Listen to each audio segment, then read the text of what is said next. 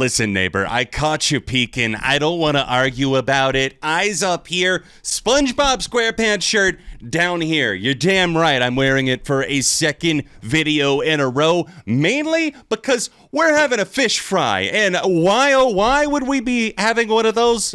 Because Jordan Fish, formerly of Bring Me the Horizon, produced this album. That's the joke. SpongeBob, you get it.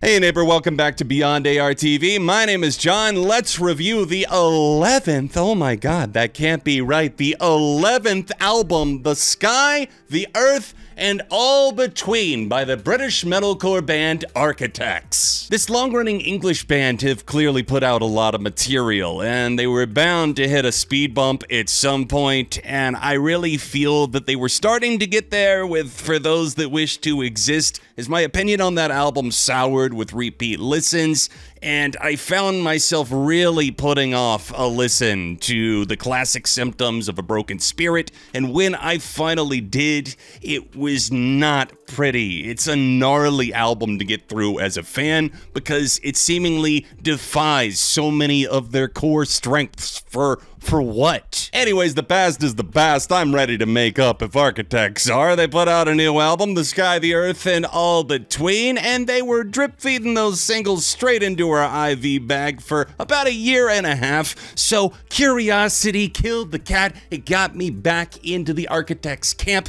especially after putting out some pretty killer singles.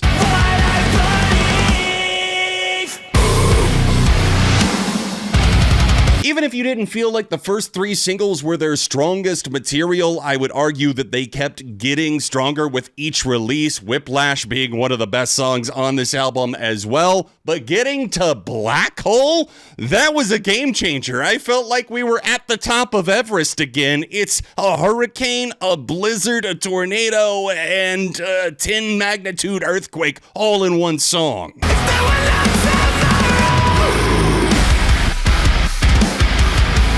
That right there is everything that I think Architects do so well as a band, with some more thoughtful commentary in the lyrics on top of that, which is why I'm so disappointed with a lot of the majority of the remaining portion of the album. Take me to the place where the heavens are haunted. Calm your nerves, because I don't think this is a bad album, far from it. In fact, I think it's a pretty major step up from classic Symptoms, but I would also say that I have a right to complain about how paper thin a lot of the songwriting feels, specifically in the lyrical department and in the fishification, if you will, of their sound, with Jordan Fish coming on board, doing great things with some other people that they have worked with, like House of Protection appearing on this album. I don't think that's a coincidence, producing the most recent Poppy album, which I really did enjoy, but at a certain point with Architects on this record, even though it's just over 40 minutes long, it wears on you. It starts to grate as the sound becomes a bit redundant and sounds a bit too much like Bring Me the Architects. I can spend a lifetime skipping over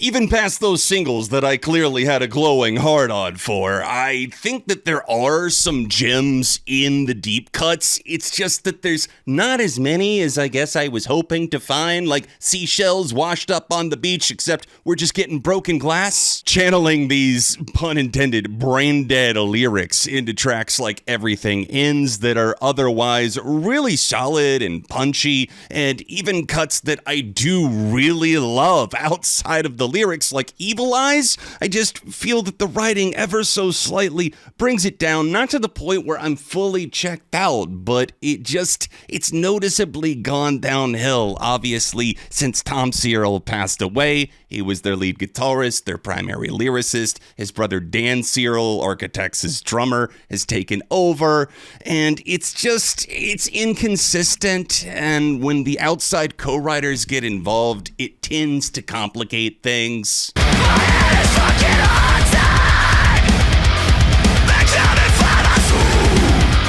Album starts off pretty strong like the crack of a whip with Elegy and ends on a more faint roar. It's not exactly an amazing ballad. I think Chandelier's pretty mid if you ask me, and it's unfortunately, again, one of those songs that I feel like while I'm listening to it, it's fine. Even Landmines, while lyrically shallow, it's a fun little bop, but I don't see myself coming back to it. Rapid track roundup here, favorites, least favorites. I walked away with my favorite tracks being Brain Dead, featuring the excellent, from what I've heard so far, House of Protection, a really interesting melding of sounds there, Black Hole, of course, Whiplash, and it's unfortunate that so many of my favorites are singles, but at the same time, other tracks like Evil Eyes are definitely up there as well. I think the worst song on the album by far is Judgment Day, and this collaboration did not pan out with the poppier style, pun once again intended, that they kind of went for on this one.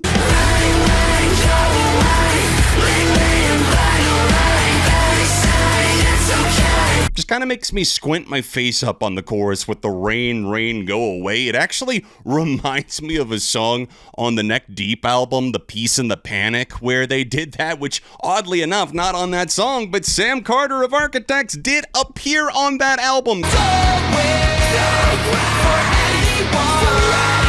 I think they could have done a lot more to make this album have a lot more of its own identity, and the Architects' DNA is definitely missing or else neutered on certain moments where the production seems to be overproducing itself, if you know what I mean. Maybe a light 3.5 out of 5. What's your take on the 11th Architects album? Let me know in the comments down below. Be sure to hit that like button, subscribe, and ring that bell just to make sure you don't miss out on future videos like this. If you enjoyed this review, you can check out more of my content on screen, and I'll see you next time on Beyond ARTV.